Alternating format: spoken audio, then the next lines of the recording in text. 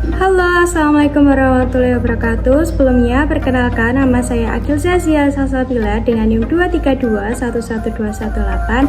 Saya dari kelas 4F dengan Prodi Hukum Ekonomi Syariah. Di sini, kita akan mempelajari mengenai general review materi saya mengenai hukum dan masyarakat. Hari ini kita akan membahas bagaimana hukum tidak hanya hidup di ruang sidang atau tertulis dalam undang-undang, tetapi juga berdetak dalam denyut nadi masyarakat. Hukum bukan sekedar kumpulan pasal, ia lahir dari nilai-nilai sosial, berkembang bersama perubahan zaman, dan kadang harus berhadapan dengan realitas yang tidak ideal. Melalui pendekatan sosiologi hukum, kita akan melihat bagaimana hukum bekerja dalam kehidupan nyata, siapa yang membuatnya, bagaimana ia ditegakkan, dan sejauh mana ia benar-benar membawa keadilan. Kita juga akan menelusuri bagaimana aliran pemikiran hukum dari yang menekankan kepastian hingga memihak pada kemanusiaan. Jadi, mari kita buka pikiran karena hukum yang akan kita pelajari hari ini bukan hukum yang kaku, tapi hukum yang hidup, bernafas, dan berubah bersama masyarakat. Baiklah teman-teman, masuk pada materi yang pertama yaitu pengertian hukum dan masyarakat serta sosiologi hukum.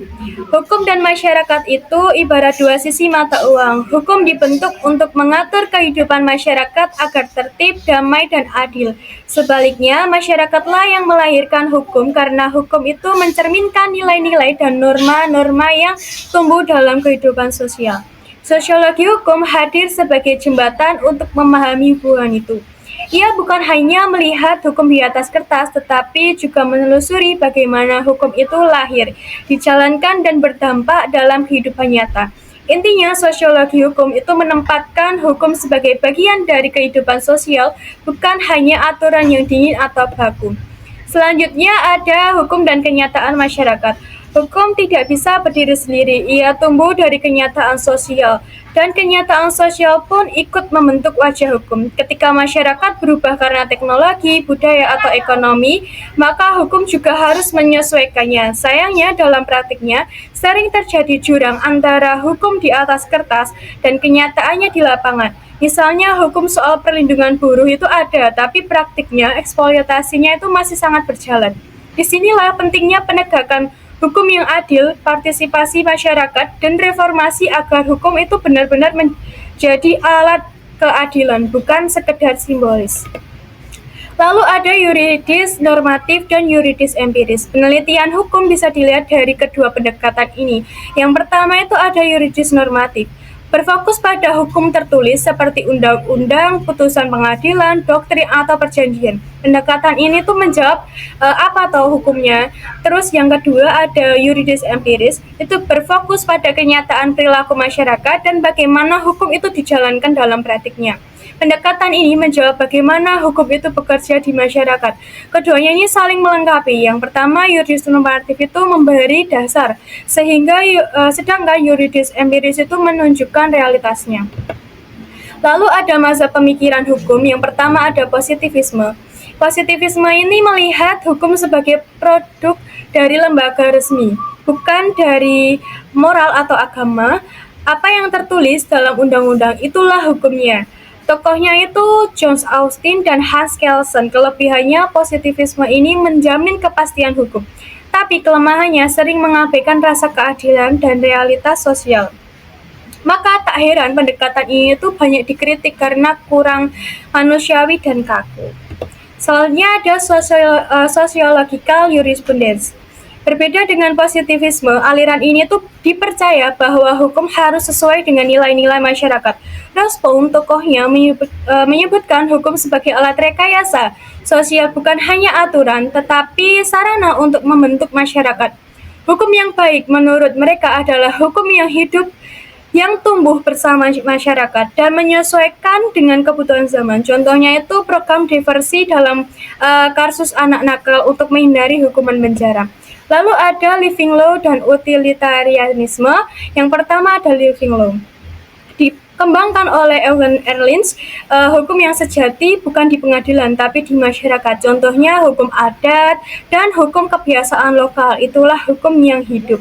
Lalu ada utilitarianisme yang dikembangkan oleh Jeremy Bentham. Intinya hukum harus membawa manfaat terbesar bagi masyarakat sebanyak mungkin. Prinsipnya itu sederhana, yaitu mana hukum yang paling berguna itulah yang baik.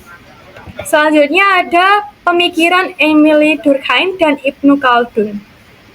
Yang pertama, Durkheim itu melihat hukum sebagai cerminan solidaritas sosial. Di masyarakat tradisional, hukum itu bersifat represif atau menghukum. Di masyarakat modern, hukum itu bersifat restitutif, yaitu memulihkan. Lalu Ibnu Khaldun jauh sebelum Durkheim sudah membahas bagaimana hukum politik dan ekonomi saling berkaitan dalam membentuk peradaban. Ia menekankan pentingnya keadilan sebagai dasar kekuatan yang lestari. Meski beda zaman dan budaya, keduanya itu sepakat bahwa hukum tidak bisa dilepaskan dari struktur sosial. Lalu ada pemikiran Max Weber dan Hart.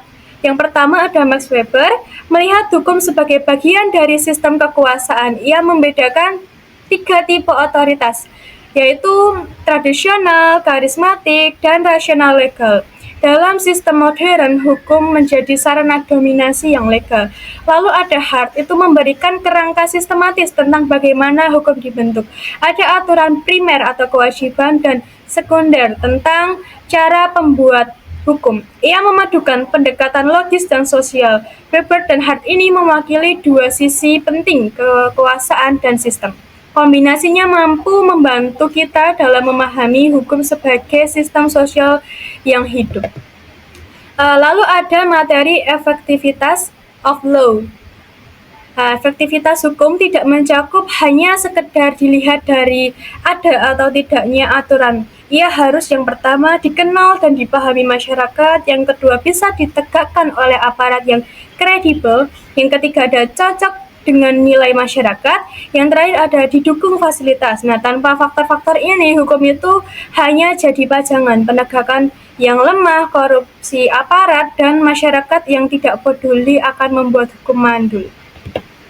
Selanjutnya ada law and social control. Fungsi utama hukum adalah mengatur perilaku sosial. Ia menjadi batas antara benar dan salah dan memberikan sanksi jika dilanggar. Namun agar hukum efektif sebagai alat kontrol sosial, ia harus adil, konsisten, dan bisa menyesuaikan diri dengan dinamika masyarakat. Ini contohnya seperti larangan membuang sampah sembarangan di kota besar disertai denda sebagai kontrol sosialnya. Selanjutnya ada legal pluralisme. Pluralisme ini tuh hukum berarti adanya lebih dari satu sistem hukum yang hidup berdampingan dalam satu masyarakat. Contohnya hukum negara, hukum adat, dan hukum agama. Semuanya itu bisa berlaku di Indonesia. Namun pluralisme ini juga menimbulkan tantangan seperti benturan norma, diskriminasi, dan kebingungan hukum. Karena itu diperlukan dialog, koordinasi, dan keharmonisan antar sistem hukum yang berbeda. Selanjutnya ada progressive law. Hukum progresif ini yang dikembangkan oleh Sajipto Raharjo adalah jawaban atas kebekuan hukum formalistik.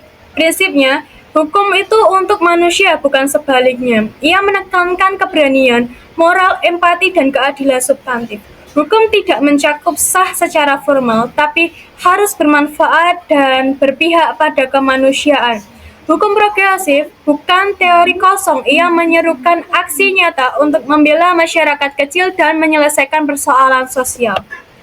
Selanjutnya ada socio-legal studies. Socio-legal studies ini yaitu pendekatan lintas disiplin yang menggabungkan hukum dengan ilmu sosial. Ia melihat hukum bukan sekedar teks, tetapi juga konteks. Dengan pendekatan ini, kita bisa memahami bahwa hukum tidak netral. Ia dipengaruhi oleh kekuasaan, budaya, dan ekonomi. Hasil studi ini mendorong pembuatan hukum yang partisipatif, pendidikan hukum yang membumi, dan kebijakan hukum yang responsif. Contohnya seperti riset penyebab rendahnya laporan korban kekerasan seksual, yaitu faktor budaya, bukan hanya hukum. Lalu ada pendekatan sosiologis dalam studi hukum Islam. Hukum Islam tidak bisa hanya dilihat dari teks suci atau nas. Ia juga harus dilihat dalam konteks sosial. Pendekatan sosiologis ini menunjukkan bahwa hukum Islam itu dinamis. Ia hidup dalam masyarakat dan bisa berubah sesuai kondisi sosial, budaya, dan zaman. Dengan pendekatan ini, ijtihad itu menjadi penting agar hukum Islam tetap relevan, adil, dan menyentuh realitas kehidupan umat. Yang terakhir ada kesimpulan presentasi.